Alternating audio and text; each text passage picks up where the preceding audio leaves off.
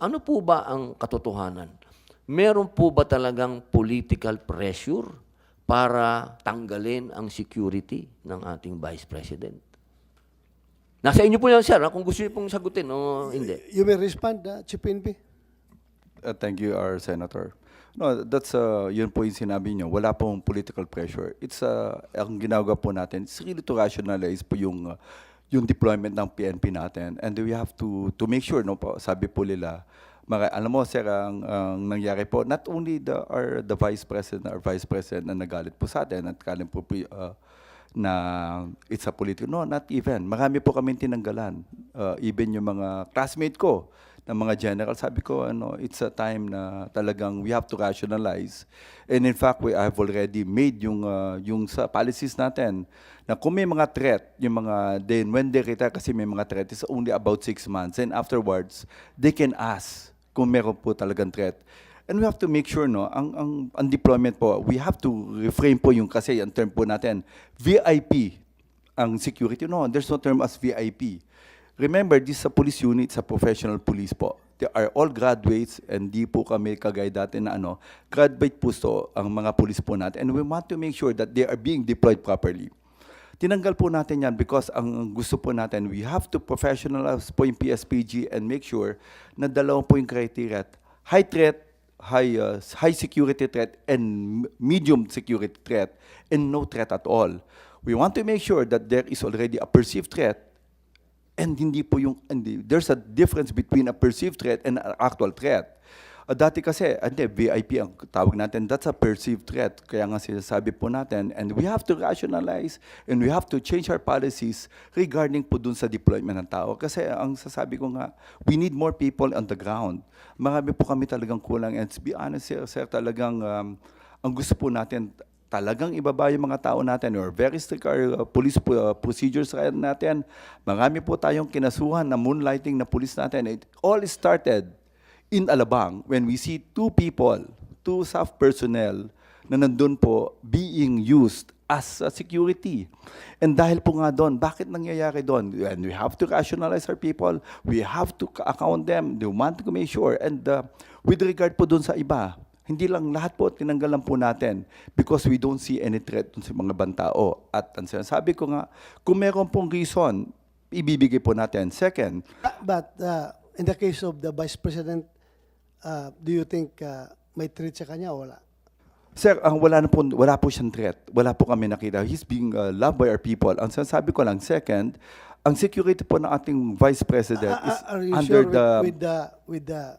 with his stand, his strong stand against the CPP, NPA, wala siyang threat sa buhay niya? Sir, ang may hawak po ng security po ng ating Vice President is the Presidential Security Command. It was issued on July 9. The security of the President and the Vice President lies on the Presidential Security Command. And we will not stop po if the General Morales from the PSC asks our help to ask for more person, then we will give po. And the one who's making the threat assessment is not anymore. It's the Presidential Security Command po. Well, alam mo, ilan bang iniwan mo doon na security kay BB? May 31 pa po. 31. Opo. Are the 31 remaining security of her own choice or ikaw ang pumili? No sir, hindi naman po kami because mayroon pong commander po sa kanya and it's being headed by a full colonel doon sa 31 na naiiwan po. And it's up to him, up to her po, yung babae po natin, to really choose yung mga tao natin. Hindi ko po alam yung details. What will happen is, sabi ko, you have to rationalize, we just need the numbers so we can deploy them doon sa mga tao sa ground. Okay. In behalf of the Vice President and in behalf of the Filipino people who want that our Vice President is properly secured and protected, can I ask you, for the record, that yung iniwan mo na 31, pwede ba nabigyan mo ng laya yung ating Vice President kung sino sa kanyang mga former security ang pwedeng iiwan mo? Kasi ang reklamo nga niya, may iniwan ka nga pero hindi niya kilala, hindi siya komportable. Baka pwede yung mga security niya na from Davao na matagal na sa kanila, nakilala niya, komportable siya, baka pwedeng yun na ang ibigay natin. Kasi ang nangyari kasi, yung mga pulis na yun, kilala ko yun, mga tao ko yung mga pulis na yun. Andito ngayon, inassign mo dito sa Krami or sa Region 4 ba yun? If we are for localization para effective ang ating kapulisan sa kanilang trabaho, baka pwedeng yung taga Davao na lang ilagay mo doon. I'm just appealing to you. I am not questioning your wisdom. Ako, or just treat me as an ordinary Pilipino na gustong-gusto talagang masecure yung ating pangalawang Pangulo. Baka pwede naman na papiliin mo siya kung sino yung gusto niyang maiwan doon. Ilan ang tinanggal mo, Marvin? 75. Yung 75 na tinanggal mo, baka pwedeng, tapos may iniwan ka na 31. Sir, our chairman, can I make it clear first, no? Ang naiwan po sa kanya is 358 AFP personnel. And ang sabi ko nga, ang 106 does a complement. Wala na ko doon sa... Because, sir, it was being lang. Wala tayo doon sa AFP. We are just talking about PNP. Yung PNP lang pag-usapan dahil ang PNP yung close sa kanya dahil dati siyang mayor at yung mga local police ng Davao, yun yung dinala niya doon na security. Yun lang ang pag-usapan natin, yung local, yung police lang. Kung yung 31 na yun na iniwan mo, pwede ba na pagbigyan natin ang pangalawang Pangulo na pumili siya kung sinong gusto niyang maritin doon na 31. Walang problema. Kahit na hindi mo na ibalik yung 75 na tinanggal mo, okay na yun. Gamitin natin yun sa police visibility. Ako mismo, as former chief PNP, I am with you when you say na you need people on the ground. Alam ko pareho tayo. Ang tagal na natin gusto yung mga tao na yan na matanggal sa mga VIP security dahil para magamit natin. Pareho tayo ng paningin. Pero, yun lang, ako, bilang isang Pilipino na gustong mas pangalawang Pangulo, pwede ba na yung 31 na yun, bigyan mo siya ng laya na pumili na yung tinanggal mo na dinala mo dito sa Region 4 na mga taga Davao, baka pwede yun nilagay mo para naman may peace of mind siya na sigurado siya na yung security niya ay talagang kanya. Yun lang, pag-iusap ko lang sa iyo. I'm not directing you as the chairman of the Senate Committee on Public Order and Dangerous Drugs.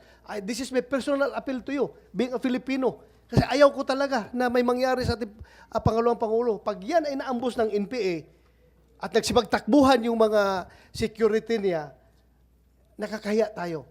Pero kung yung ibalik mo yung mga taga Davao na talagang makipagpatayan sa kanya, yung mga lokal, ay... Yun na po ang pumili dito. Bago na po ba sila? Our chairman, no, hindi ko kasi nakita. It's only the 106, no, the personnel na nakatalaga po kay VP in addition dun sa 358 na AFP. Ang 106 na yun, I really hindi po sila kilala. Ang sinasabi ko lang, we have to reduce our personnel. Based dun sa recommendation po ng PSBG commander, I have to talk to these people and talk to the chief of staff of the VP kung tama po yung numbers, no? But if you ask me for the details, I don't know these people, hindi ko po sila kilala, kung sino po naiwan. Ang sinasabi ko lang, this is inadequate na 31 po ang ibigay namin. But if kung sinasabi niyo po, it will help, then let it be po. Hindi mo po kami nag-argumentative with regard po sa security. If it will help, if we can add, it really depends on the VP. Of course, yung head po ng security niya, yung PSC po, si General Morales, then let it be po. Paki-check naman na GPNP kung itong mga naiwan, choice ba niya? Tama yung sinabi ni Chairman Bato. Choice niya ito o kayo ang pumalit bago na po itong mga to?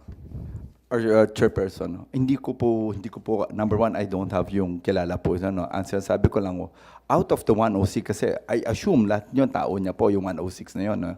Then, ang sinasabi ko, I have to reduce based dun sa recommendation natin na wala po siyang threat. Kasi, ang sabi ko nga, ang PNP is just an augmentation of the security being given by the Presidential Security Command. Kung sinasabi po natin na makakatulong po, then let it be, and we will help in securing the Vice President po. Wala na bang nakadeploy ngayon na PSPG sa mga negosyante lang? Ang sinasabi ko, sir, may mga high threat po, but pinatanggal ko po. If you will look at the numbers, pinatanggal ko po lahat. Basta ako, General Marvel, high security threat pa rin yung ating pangalawang Pangulo. You may question my opinion, but that's my own opinion. I know her very well. Kailangan talaga natin i-secure. So, yun lang pag-iusap ko. Kahit na hindi mo na ibalik yung the same number na tinanggal mo, palitan mo lang ibalik mo lang yung mga taga Davao na palagay ang kalooban niya, at tanggalin mo na lang yung hindi niya kilala na yung naiwan sa 31. I know, it's no longer your job dahil alam ko as Chief PNP, you will deal on policy statements na lang doon sa mga commanders mo on the ground. Hindi ka nagsasabi kung ito tanggalin mo, ito iiwan mo. That's not your job anymore. Pero ito lang, I am just appealing to you, panirating ko lang sa'yo. Kung pwede, balik mo. Can I get your commitment? Of course, yeah, our chairperson. Thank you very much. Salamat.